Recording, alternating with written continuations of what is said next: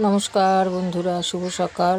আমি সবাইকে ভালোবাসা এবং অভিনন্দন জানিয়ে আমি একটা ভিডিও শেয়ার করছি। আমি কালকে একটু চিকেন করেছিলাম কালকে রাত্রে, তখন ভিডিওটা দিইনি, এখন দিচ্ছি।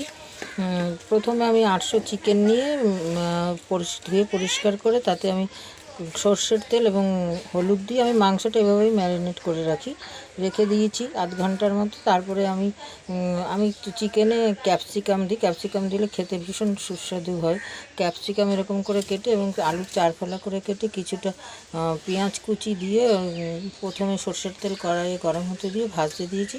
তারপর আমি মশলা হিসাবে চিকেনে বেশি যেহেতু রসুন দিতে হয়, তা আমি বড় বড় দুটো রসুন, আদা, কাঁচা লঙ্কা এবং এর মধ্যে স্পেশাল হিসাবে দিয়েছি মশলা, যেমন গোলমরিচ, পোস্ত এবং কিছুটা কিশমিশ, এগুলো দিয়ে আমি পেস্ট করে নিয়ে আমি চিকেনটা যখন কষা কষা হয়ে এলো এরকম, তখন আমি তার মধ্যে ওই পেস্ট করা মশলাটা দিয়ে আবার কষতে শুরু করলাম।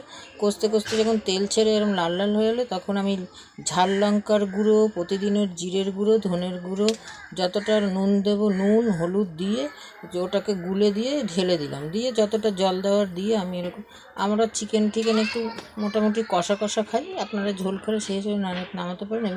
এরকম কষা কষা যখন হয়ে এলো, তখন আমি এর মধ্যে গরম মশলা দিলাম গুঁড়ো এবং কিছুটা ঘি দিলাম। ঘিটা দেখাতে আমি ভুলে গেছি, দিয়ে আমি ঢেকে রাখলাম। গরম মশলা ঘি দিয়ে ঢেকে রাখলে স্মেলটা খুব সুন্দর আসে। তারপর 5 মিনিট বাদে আমি গরম গরম ভাতে আমরা পরিবেশন করেছি। পরে পরোটা দিয়ে, রুটি দিয়েও খেতে পারেন। আমরা রাত্রে রুটি দিয়ে খেয়েছি, আপনারাও করে খেয়ে দেখুন বন্ধুরা। আশা করছি খুব ভালো লাগবে আপনাদের। কমেন্ট করবেন, শেয়ার করবেন, আমার চ্যানেলটাকে সাবস্ক্রাইব করবেন। দেখা হচ্ছে পরের ভিডিওতে। আপনারা সকলে করে খেয়ে আমাকে কমেন্ট